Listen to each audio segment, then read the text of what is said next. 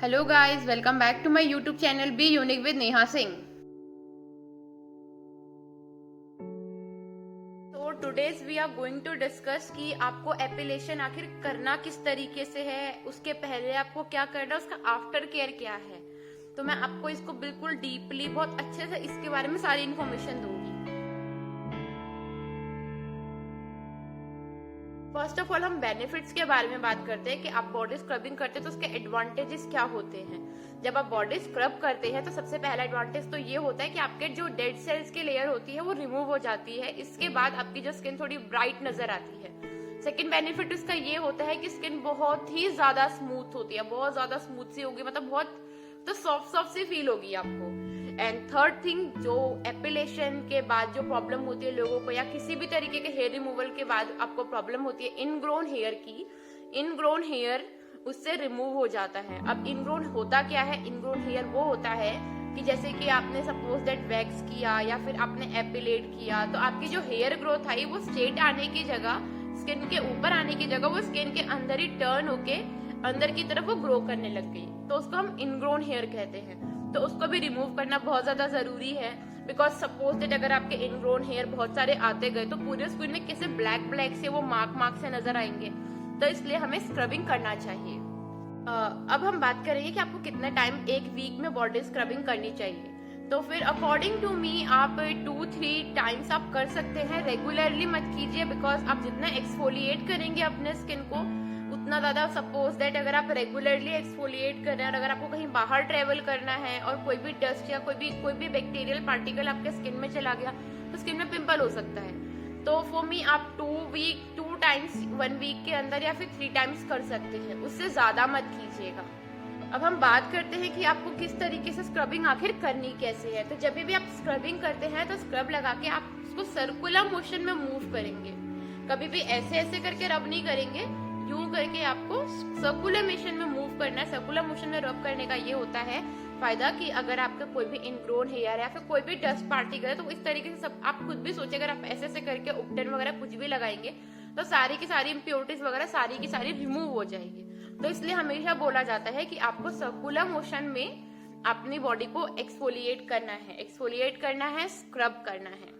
Question arise, which body scrub is very good for every type of skin? For me, it's Caffeine Naked and Raw Coffee Body Scrub. सबसे पहले आपको steps पता करने की आपको body scrubbing करनी कैसे है। तो आपको सबसे पहले किसी भी सोप को लेके, जैसे कि मैं डव सोप को यूज कर रही हूँ अपने यहाँ के, मतलब मैं अपने हैंड्स का दिखाऊंगी, बाकी आप किसी भी बॉडी पार्ट पे कर सकते हैं, फुल बॉडी भी स्क्रब कर सकते हैं जहां से आपको मतलब होता है ना कि आपको क्लीन करना है, इनग्रोन हेयर्स की प्रॉब्लम हटानी है या कोई भी प्रॉब्लम हो, तो आप सबसे पहले किसी भी सोप से अपने उस एरिया को क्लीन कर लीजिए।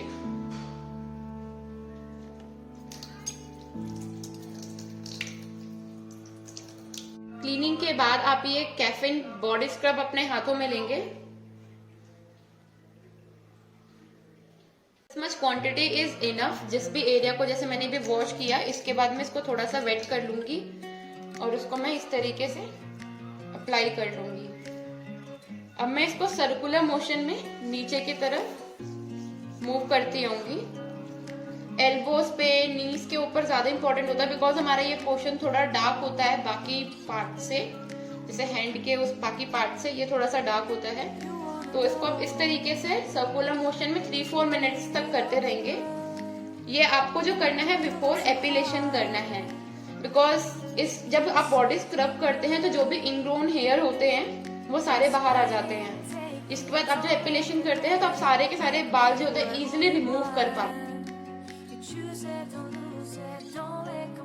और एपिलेशन मैंने अपनी एक वीडियो ऑलरेडी डाली है अपने चैनल पे, तो फिर आप वहां से जाके देख सकते हैं एपिलेशन के बारे में। अब मैं उसको दोबारा से एक्सप्लेन तो नहीं करूंगी, बट स्टिल मैं आपको एपिलेटर दिखा सकती हूँ कि एपिलेटर होता कैसा है, फिर आपको उसको यूज कैसे करना आपको मैं थोड़ा सा दिखा सकती हूँ कि थोड़ा सा पोर्शन आपको करके दिखा दूँ।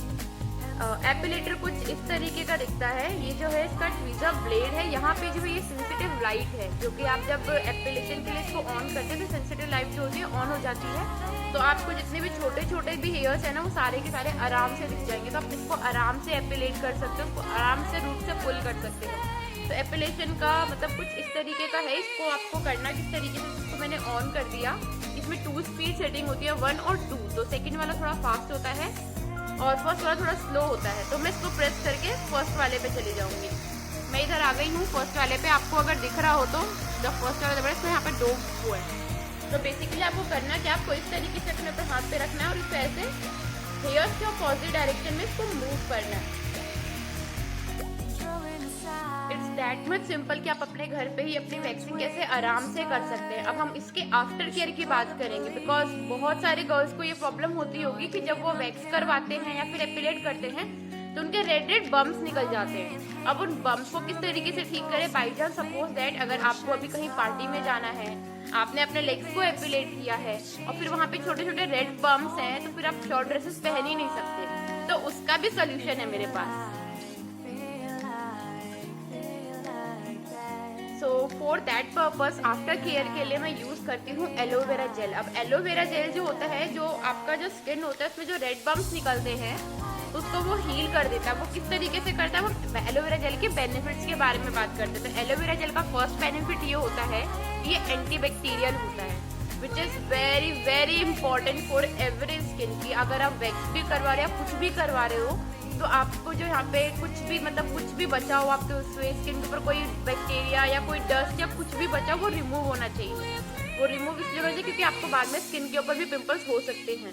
तो सबसे इसका प्रॉफिट जो होता है इसका एंटीबैक्टीरियल होता है। और सेकंड थिंग, ये कूलिंग इफेक्ट देता है। ये कूलेंट की तरह काम करता है। जिस तरीके आप अगर आप जैसे कहीं वैक्सिंग करवाते हैं, आपको पता है कि थोड़ी सी स्किन इरिटेशन होती है, सबको होती है, मुझे भी होती है, सबको होती है। तो इसका जो मेन पर्पस जो होता है कूलेंट का होता है। तो ये कूलिंग इफेक्ट देता है, मतलब आपको थोड़ा नॉर्मल सा फील होगा, आपको मतलब इरिटेशन वाली फीलिंग नहीं आएगी। फिर ये एंटी इन्फ्लेमेटरी होता है, जिसकी वजह से जितने भी रेड बम्प्स होते हैं वो सारे के सारे ठीक हो जाते हैं। विद इन 2-3 आवर्स आप बिल्कुल क्लियर हो सकते हो कि आपको एक भी रेड बम्प्स नहीं दिखेंगे। और उसके बाद एलोवेरा का जो मेन बेनिफिट ये होता है कि ये स्किन को थोड़ा स्मूथ बनाता है। मतलब कि अगर जैसे आप एपिलेट करते हो तो आई डोंट प्रेफर कि आप कोई भी बॉडी लोशन लगाओ। क्यों लगाओ बॉडी लोशन, क्योंकि उसमें पैराबेन होगा, कुछ भी होगा, सल्फेट होगा, जो आपके स्किन के साथ रिएक्ट कर सकती है। तो अपने स्किन को इतना ज्यादा मतलब इतना ज्यादा हार्श केमिकल देने की क्या जरूरत है जब एलोवेरा आप यूज कर सकते हो। तो आप सिंपली एलोवेरा जेल को यूज करो, क्योंकि एलोवेरा जेल जो होता है स्मूथनिंग के साथ साथ एक बॉडी लोशन का भी काम करता है। वो कूलेंट का भी काम करेगा, बॉडी लोशन का भी काम करेगा। इट मीन्स कि आपकी स्किन बहुत ज्यादा मॉइस्चराइज रहेगी और आपको एक दिन तक, तो आई एम डैम श्योर कि आपको एक भी दिन तक आपको एलोवेरा के बाद कोई भी बॉडी लोशन लगाने की जरूरत नहीं पड़ेगी। Thank you so much for watching my video. I hope आपको ये वीडियो बहुत ज्यादा इन्फॉर्मेटिव एंड हेल्पफुल लगी हो। अगर आप मेरे को इसी तरीके के और वीडियोस बनाते हुए देखना चाहते हैं तो प्लीज मेरे चैनल को सब्सक्राइब कीजिए। और आपको अगर कोई भी डाउट हो रिगार्डिंग आप एपिलेशन के रिगार्डिंग पूछ लीजिए, किसी भी चीज के रिगार्डिंग अगर आपको कुछ भी डाउट हो तो आप मुझसे बेझिझक पूछ सकते हैं कमेंट सेक्शन में। Bye bye, take care, bye bye, and don't forget to subscribe my channel.